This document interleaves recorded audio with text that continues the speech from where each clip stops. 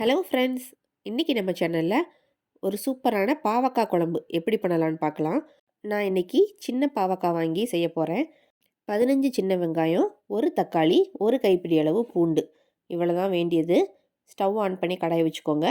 கடாய் சூடாகவும் அதில் எண்ணெய் ஊற்றிக்கோங்க. எண்ணெய் சூடாகி வரவும் நம்ம ரவுண்ட் ஷேப்பில் கட் பண்ணி வச்சுருக்கிற பாவக்காயை எண்ணெயில் நல்லா வதக்கி எடுத்துக்க போகிறோம்.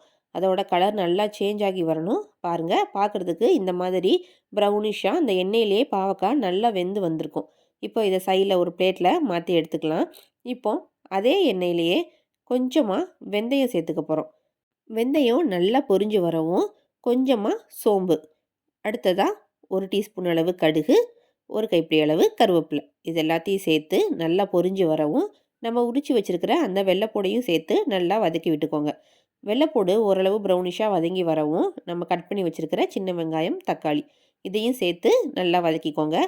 குழம்புக்கு தேவையான அளவு உப்பு இப்போமே சேர்த்துக்கலாம். நான் கல் உப்பு சேர்த்துருக்கேன்.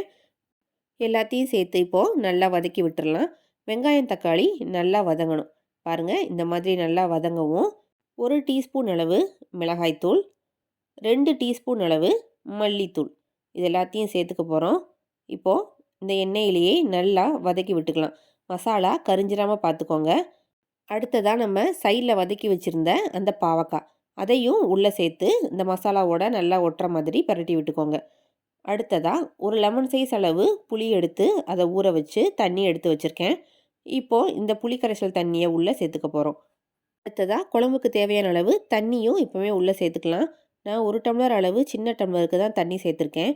ஏன்னா நான் குழம்பு நல்லா கிரேவி டைப்பில் வைக்க போகிறேன். ரொம்ப தண்ணியாக இல்லாமல் கிரேவி பதத்துக்கு வர மாதிரி தான் வைக்க போகிறேன்.